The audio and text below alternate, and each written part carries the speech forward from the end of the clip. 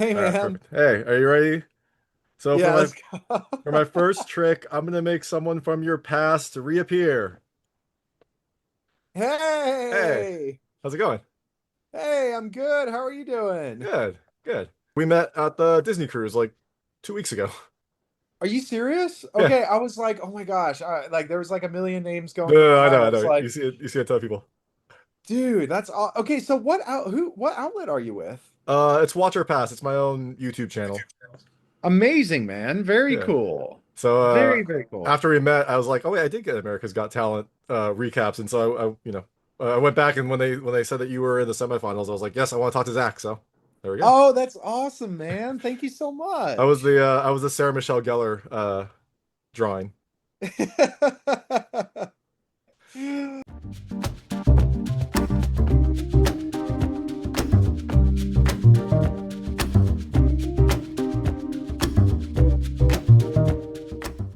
All right, so thanks so much for joining me today. I've got Zak Mirz talking about America's Got Talent. He just made it to the semifinals, which is airing on September 16th, 2025. He is a talented musician, a great person, on stage, and a genuinely nice person as well. So I am very excited to talk to you, and thanks so much for joining me. Thanks, man. I appreciate it. Of I'm a course, magician. Magician. magician. What Yeah, did I say? a musician. Musician. Okay. I mean, you can do a lot. You can probably play, music as well. So, all right. So let's go back to basics, back to the start. What made you want to do magic? What kind of like ignited that fire in you?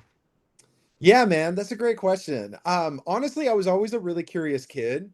I lost my father at a very young age, and that really impacted me in various ways. And um, I was always looking for something to do, something to kind of run to. And I remember seeing the David Blaine specials back in the 90s. I don't know if you remember those.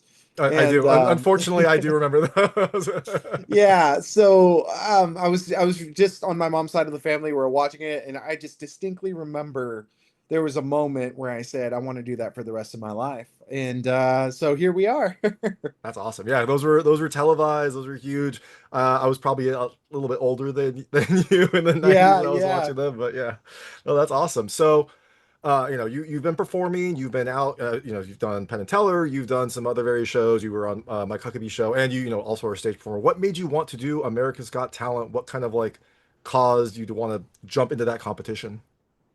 Yeah. Well, I think it's the biggest show, in the world. And, some people don't watch like, other TV shows that I've been on, but everybody knows what America's Got Talent is. And, honestly, I just really like really scary challenges. And I felt like this was a really scary thing. And it's always been on my vision board.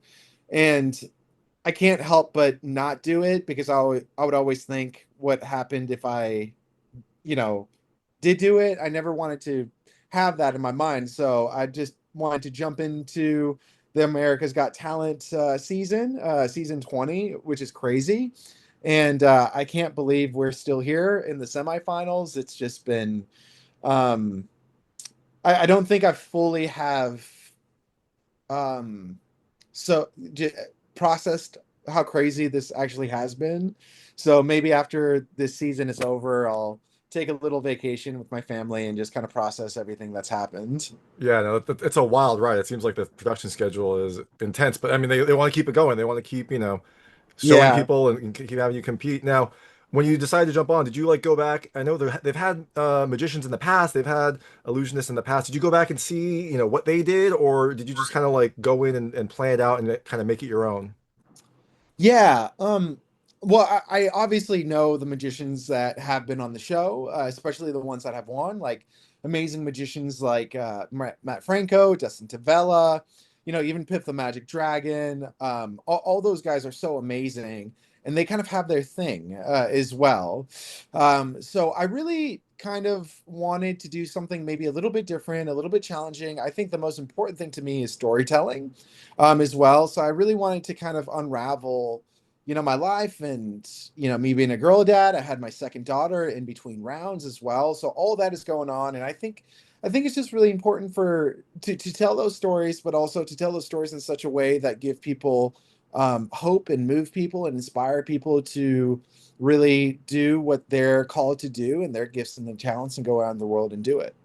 Yeah, that makes perfect sense. And wow, yeah, another daughter in the middle of this. That I can tell why your brain is just all scrambled. You Yeah. definitely need some processing time. Yeah. One of the things I loved about, your performances and your shows is you definitely get the crowd involved. Like it's the crowd is part of the trick. The crowd kind of like does what you're not up there doing a trick in front of them. They are participating and you are kind of guiding them through. I know that that's kind of that's at least what I saw when I saw you live. Is that something Yeah. that you've always had in your repertoire, or is it something you kind of like built for this stage because it kind of lets everyone get involved? Yeah, we just want to do something different. We wanted to design magic where, you know, if you're a family of four, in America, you're watching America's Got Talent, you're watching it, right? And I thought I had this thought it would be the funnest thing in the world where, you're 10, you're 11, you're 13, your mom, your dad are getting things in your house and you get to participate in the magic. I just always thought that was going to be the coolest thing. So we started designing magic where it's not about the magician on stage or about the stage, but it's about you interacting and feeling something and being reminded that the magician isn't the only person that has magic. It's a reminder that you are magic as well. Oh, thank you. I like to think that. I need that reminder Yeah. occasionally. Um, and so is that something that, you've developed in your other performances, or is this something you developed for America's Got Talent to really kind of like feed it home and get Yeah. with the format that America's Got Talent has? Yeah, I think for me, it's just kind of like the format that America's Got Talent has, which I really enjoy doing like interactive stuff. I think it's really fun as well. Coming up with that, every round as well is always like a challenge because you want it to feel a little bit different than the last ones as well. But yeah, it's not something like I've always done. Um, but I felt like this was a good platform to do it just because there's so many families in America that watch this live in their homes. And I remember, I remember when I was a kid and I was doing like, those kind of like fun, silly, interactive things on the internet, but we wanted to develop that and advance that to make it obviously, better and, and also make people experience that sense of wonder as well, as if I'm at your home doing the magic with you. Yeah, no, that's it's a lot of fun. Like your audition, I sat there and like followed it as well. And when it Yeah. happened, it does feel like you're part of the show. It feels like you are, there with you, which is just such an awesome feeling. Um, so, you know, given all of that information, do you have like a process that you do for planning your tricks, or you just like wait for inspiration? I know you don't have much time, so how do you Yeah. kind of like go about, planning, perfecting, performing a trick in, what, like a week, a couple days, it seems like it Yeah. sometimes? Yeah, that's a really good question. I've been really blessed that I have like a really good team around me. Um, we just kind of sit in a room and we have no rules and we just kind of figure out, you know, if we were watching AGT, like what would we enjoy seeing and what would we want to see? And then we just start designing things and we start playing like little kids and we're like, oh, what if they get cards and what if they do this and what if they point this way and that's all it is. It's magic is like a kid in a playground. There are no rules. You just figure out what's going to be fun and then you design the methods and the deception after that. So, you know, um to be completely honest with you, I wasn't maybe this is my own like uh not insecurity, but maybe I just need more confidence. But there was so much good talent this season, I wasn't expecting to move forward. So 5-day turnaround to the semifinals is very, very tight. So me and my team are, working around the clock trying to design, something really special for America to see again. That makes perfect sense. And taking time out to talk to me too, which is very nice. Yeah, Yeah, of it's course. good to I guess that's good to go in with your expectations low, so no matter what happens, you're happy with the result. But that Exactly. sounds like a very difficult turnaround time. Exactly. Exactly. Yeah. So with that in mind, I know you have limited time. I'm going to switch to a lightning round of just lightweight questions about the film. I want to see how your personal experiences, well, sorry, lightweight questions about the show and your performances. I want to see how your personal experiences map to things that you've done in your magic. Feel free to skip any of them. I won't be offended, but I try to keep them very answerable. Okay. First question. This relates to the performance that you did on the Disney cruise that I was there. Who is your celebrity crush? Britney Spears. Great, great answer. I think that's a lot of people's first celebrity crush.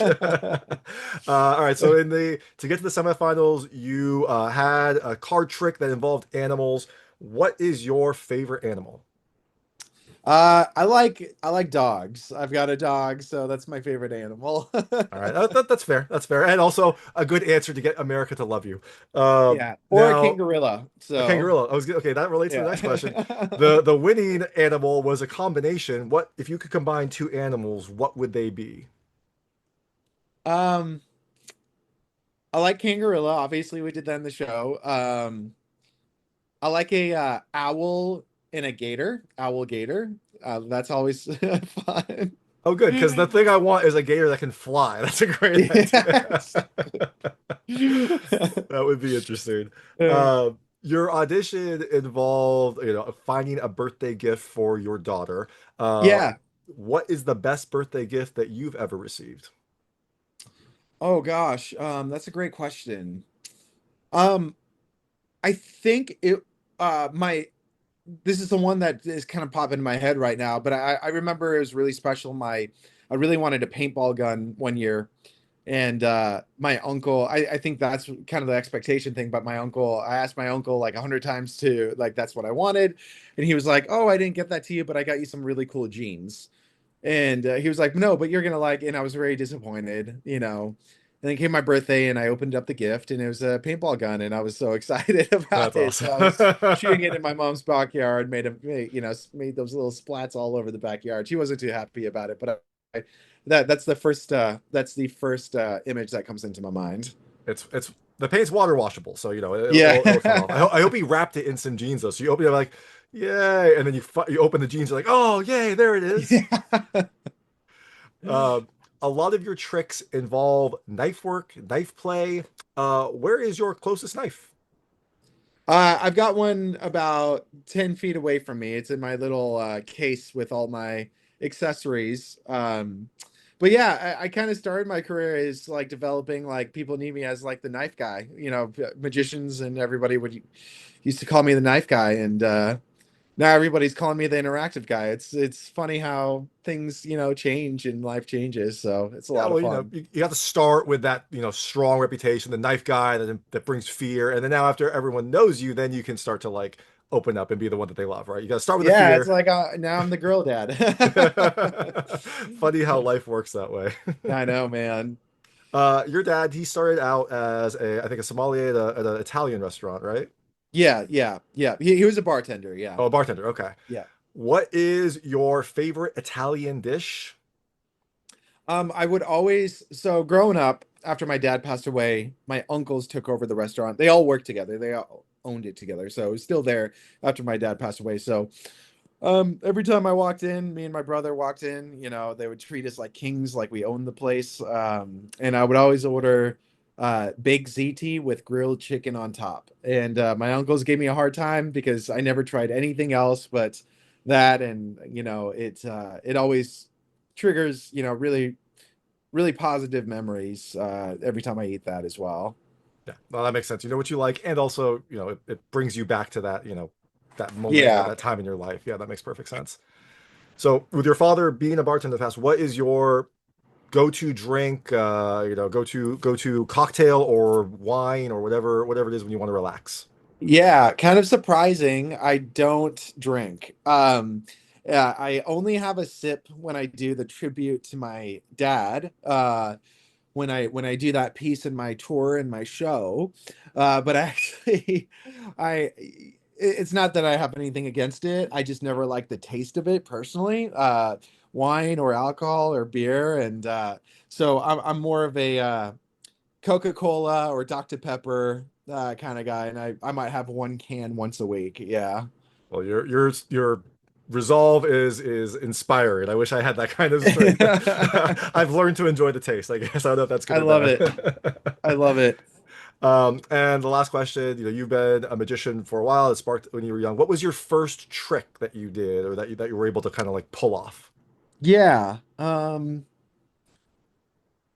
I think trying to remember. Like the very first Magic book I got was called Magic by Mark Wilson, and it was kind of like a sampler platter of a little bit of everything in Magic. So you had like card tricks and coin tricks and rope tricks and a little bit of everything. So you kind of figure out what you like. But I remember it was like just simple, really simple card tricks I would do for my mom.